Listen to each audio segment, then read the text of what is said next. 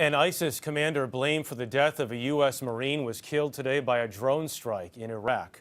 The ISIS member was said to be behind the rocket attack that killed Staff Sergeant Louis Cardin and wounded 8 other Marines last month. Also engaged in the fight against ISIS with the help of U.S. forces are Kurdish soldiers, the Peshmerga. Holly Williams has more on this. For nearly 2 years, Iraq's Kurdish fighters have led the battle against ISIS, known as the Peshmerga, which means one who faces death. These Kurdish soldiers have helped claw back towns, villages and territory from the extremists. Nearly 1,400 Peshmerga have lost their lives.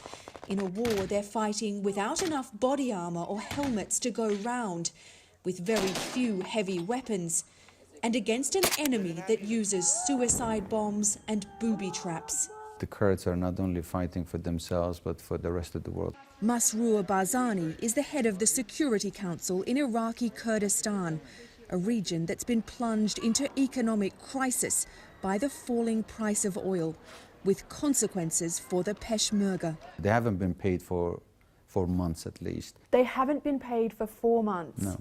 And they're fighting ISIS on the front line? They are. They believe in the cause, but unfortunately they have families. They have people to take care of. And we don't know for how much longer they can stand in the front lines without being paid.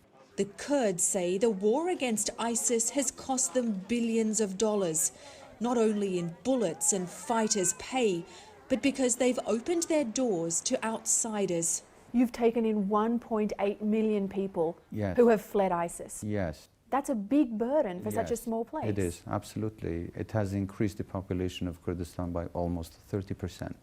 And near the front line, just north of Mosul, a city occupied by ISIS, is another potential disaster. Mosul Dam, which was built by Saddam Hussein's regime on weak foundations, has fallen into disrepair, and dangerously so. Engineers warn that it could break at any time. What would happen if the dam broke? A large part of Mosul will be flooded in a matter of few hours, and then anything on the way, all the way to Baghdad. It would take few days to reach Baghdad, but it would be flooded, everything on the way. The US says it could trigger a 45-foot-high flood wave on the River Tigris, endangering the lives of 1.5 million people in a part of the world already suffering the effects of another man-made catastrophe. Holly Williams, CBS News, Erbil, Iraq.